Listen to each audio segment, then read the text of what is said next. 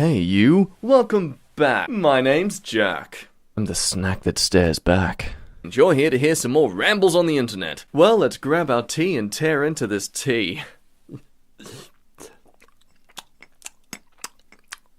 Am I the a-hole for having dreads as a white person? Please, I'm actually looking for advice and am willing to learn.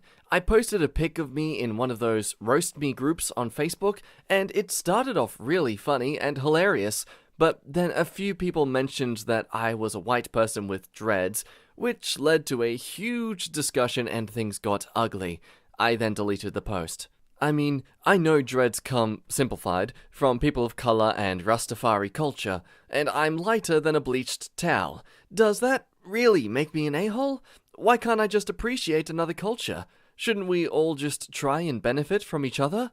As I said, I'm seriously looking for advice in this one and would appreciate your honest opinions. AmiTheA, but dreads on white folks are almost universally tacky and unattractive. See, I feel this is where it more becomes the racial issue, not so much the hair, but how we view the people who wear the hair. This comment explains it a bit better.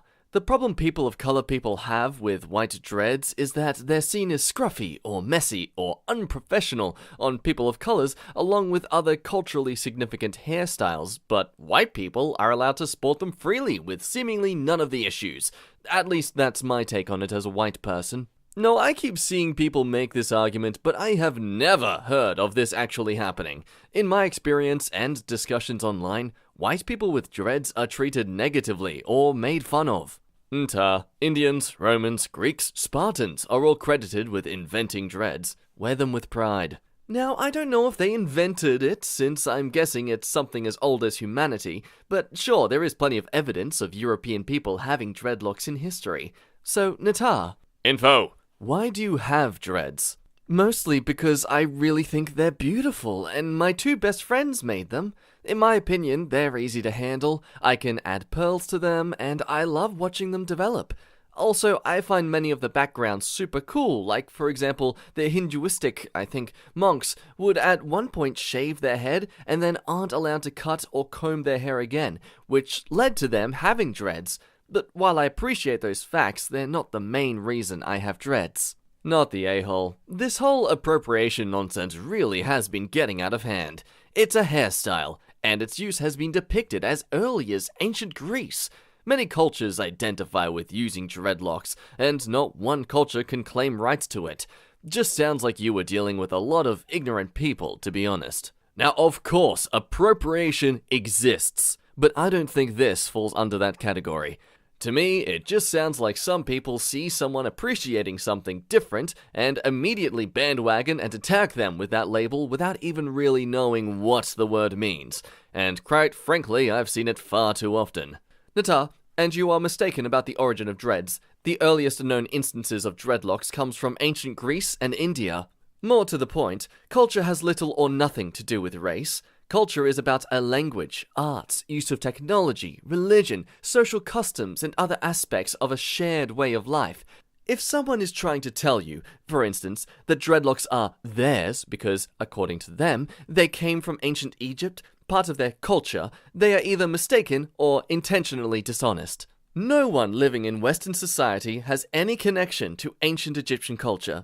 Do they speak the language, dress in their styles, participate in the rituals, observe the same social customs, have similar daily routines? An African American has no more in common with the culture of Africa than you do.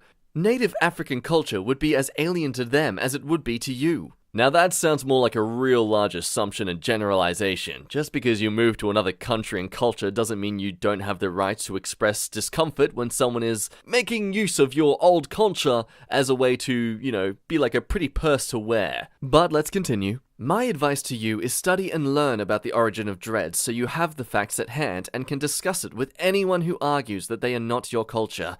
Every type of hair that is uncombed will eventually dread itself, and no one race has exclusive rights to it. Dread your hair to your heart's content. Cultural appropriation and cultural appreciation are two sides of the same coin, to be totally honest, and it's really difficult to tell them apart. If by having dreads you truly feel like you're appreciating the culture and understand the significance of the hairstyle and how it can and does affect other people's lives, then by all means keep at it. If you have dreads because it seemed cool and you don't know why some people may be getting offended about it, then we may have a problem, my dude.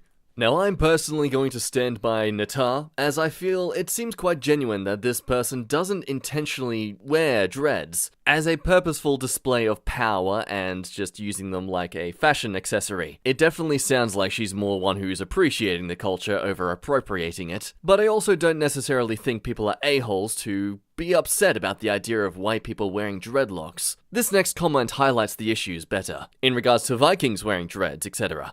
We don't actually have good evidence of Vikings wearing dreads. Braids, yes. Dreads, no. Regardless of whether Vikings did, in fact, have dreads, Vikings, ancient Egyptians, and other ancient civilizations existed long before the modern concept of race existed, before racial power dynamics existed, and so on. It is unavoidably obvious that in modernity, dreads are strongly associated with blackness. Modern people with dreads aren't inspired by ancient Celtic or Viking or whatever hairstyles. This is inspired by black people. The appeal is the proximity to blackness. I really recommend reading further on the issue. I just think it's interesting that white people wearing dreads typically aren't going for a clean-cut look, aren't going for professional, respectable whatever, and the problem is that those subcultural associations rub off onto black people wearing their hair in its natural state, much as more loosely curled hair forms ringlets when allowed to dry naturally, if not combed while drying.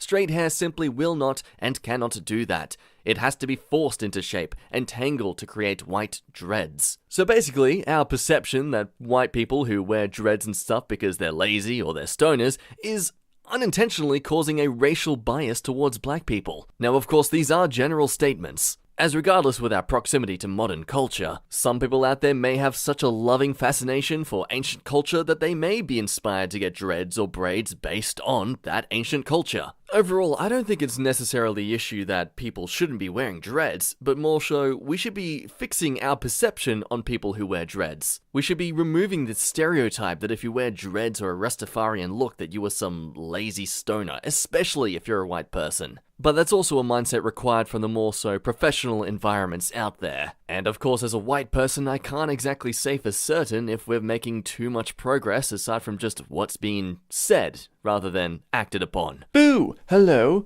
Give me focus, there it is. My name's Jack, the creepy voice you're hearing in your head right now. Just materializing in this reality to ask that you like this video and subscribe to the channel if you'd like to see more. I love doing this thing that I make noises out of my mouth and it goes into your face. And you think I'm saying things that make some sense, or not, and then you tell me I'm an idiot in the comments. Whatever works for you. If you'd like to see more, please like and subscribe. I'd love to have you join the family. That's all I needed to say. I'll let you back to it. This story another throwaway. Am I the a-hole for telling my boyfriend that his attempts at avoiding sin are hypocritical and he's actually sinning in a much worse way? My boyfriend is very religious. I too am religious, but I believe that faith is a personal choice and that I shouldn't impose it on other people. My boyfriend and I have different ideas on what constitutes a sin. I try to live my life according to what is written in the Bible, while he follows more obscure rules imposed by people in the church. For example, he believes not only is it a sin to work on Sunday, but it is a sin to cause other people to work on Sunday.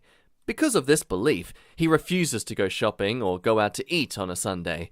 Although I don't hold that personal conviction, since it's important to him, I oblige when I'm with him. Recently, this conviction has become a bit more intense. He's been telling me not to online shop on a Sunday, even if I don't order anything, and that it's sinful to rent movies on a Sunday.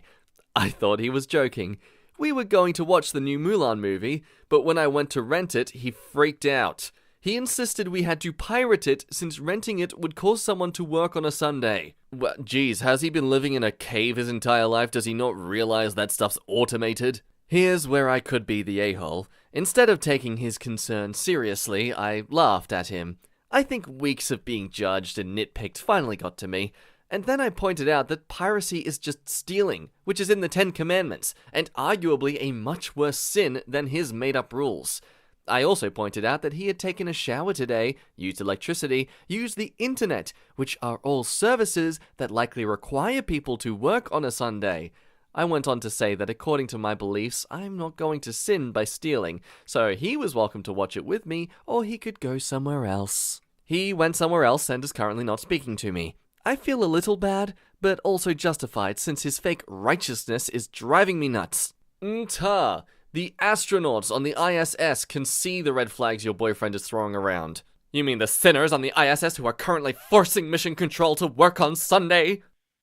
Mission Control, we have a leak and are in desperate need of a resupply. But it's Sunday. What? It's a sin. I am going to fricking die! No cussing, that's also a sin. Houston, I swear to fricking God, I will jump out and come strangle you! But Sunday. Hello? Are you still there, ISS? Yes, what's important here is his controlling behavior, much more so than the illogic of his beliefs in this particular instance. Opie seems to go out of their way to respect his beliefs, and he freaks out at them for not going along with something that would violate theirs. Not the a-hole. Drop him. Dodge that bullet. According to his own religious fantasies, pirating would still cause someone to work on Sunday for him to watch it on Sunday. AmiTheA, which Bible says that stealing movies is preferable to ordering a pizza on Sunday? The Bible doesn't say not to pirate new movies you want to see. The Book of Disney Plus, chapter 12, verse 5. And on this day of rest thou shalt forsake bread covered with cheese unless it is made by your own hands. But you shall freely partake in the new Mulan movie, for it is holy in my sight. This doesn't give off the same vibe as a partner who's abusively controlling. More so seems like he's gotten used to her accommodating behavior that now that she's suddenly clapping back at it, he's at a total loss. He assumed that just because you were working around his religious requirements, that you'd be fine with following them, just like he does. When in reality, you were just tolerating them, and I don't think that was clear enough for him to realize. That doesn't necessarily make you an a-hole in this scenario, though. I definitely think AmiTheA. But hopefully this confrontation will make him realize that he shouldn't be forcing his beliefs onto you, and if he truly wants you, he should accept your standards as they are. This story by 78. Am I the a-hole for ruining a student's future by having her expelled? I am the youngest of my class, as I had skipped a year, so while everyone in my class is 18 and in their last year of high school, I'm 16 and in my last year. My country allows a minimum of 2 years to be skipped by the student, and only allows the student to remain in the higher class if their semester average is above what the school deems to be necessary. For my school, it is 80+. So, ever since school went online, the school made it clear that any student who took a screenshot of another student or teacher would be given a suspension, and if said screenshot was passed around, it was automatic expulsion, even if the offending student was a first-timer, as they normally have a 3-strike policy. Now, I was sent a screenshot of me by a student, J, 18, of me, and she made fun of my appearance. I already reported it to the student and was informed by the school that they would take care of this. 3 weeks passed and nothing happened and her behavior continued. I also informed my parents, who followed up with school. The school replied that they had chosen to warn Jay, despite their new online policy, warning suspension for a first-timer. This behavior continued 3 more weeks, and after continuously reporting, I had enough. I called the police of my area and told them that Jay was taking non-consented pictures of me during our online classes. And while the pictures were not sexual in any way, I was made uncomfortable at the time, and the school had taken no effective action. They asked my age and Jay's age, which I answered, not thinking much of it at the time. Soon, I was notified that there was a pending legal action against Jay and the school. Jay for taking non-consented pictures of a minor, and the school for allowing a hostile atmosphere to form. Jay lost her case, and as did the school. They both had to pay heavy fines, and Jay was given prison time for 4 months. While I'm not being bullied by any other class members, I was told how Jay had her university offer rejected due to her now having a criminal record, and none of the backup universities would accept her. I do feel sorry for what happened, but I do believe that she and the school deserved this. So Reddit, am I the a-hole for ruining a student's future? This girl's pretty much fricked now that she has a criminal record. But OP, you're Nata. I think the real a-hole here is the school. If they had taken preventative action and the police didn't want to be involved, this girl may have been okay. But what she did was wrong, and so what you did in response was more than okay. The school failed both of you here. Her for letting it get bad enough to get her in serious trouble, and you for letting the bullying, which is definitely what it is, continue. Which country is this? It seems pretty extreme to have jail time for screenshotting what's essentially a semi-public, as much as any classroom is public, interaction. It doesn't seem any more a minor or adult issue than a regular in-person class or lunchroom bullying is. Info. Was she sending the pictures to anyone else or just you? And was it just mean comments about your hair or outfit, or was it harsher threats?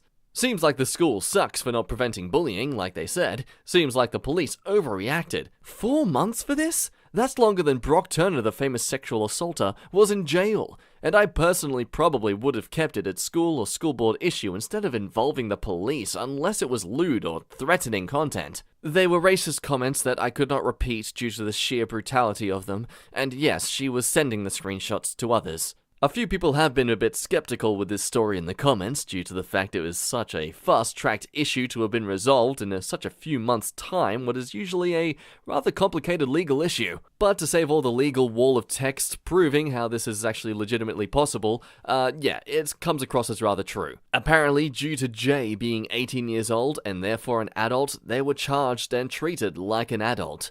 Guess Jay was expecting to be reprimanded by their parents and not the actual law. But either way, I don't think this is OP's fault. It's really the justice system and the school's fault if there's going to be any issues for Jay in the future. Especially considering Jay was the one who started this all by themselves. It's completely their responsibility now. Well, if it ain't Mr/Mrs/ person who ended up watching the entire video. Guess that means you liked it. You should like it. And if you loved it, well then you should, love me. But by subscribing, I mean, I'm not ready for that. Of course, if you're not done procrastinating, you should check out some more videos on the channel. But anyway, my name's been Jack. It is time for us to part ways in the meanwhile, and I'll see you next time. Bye-bye.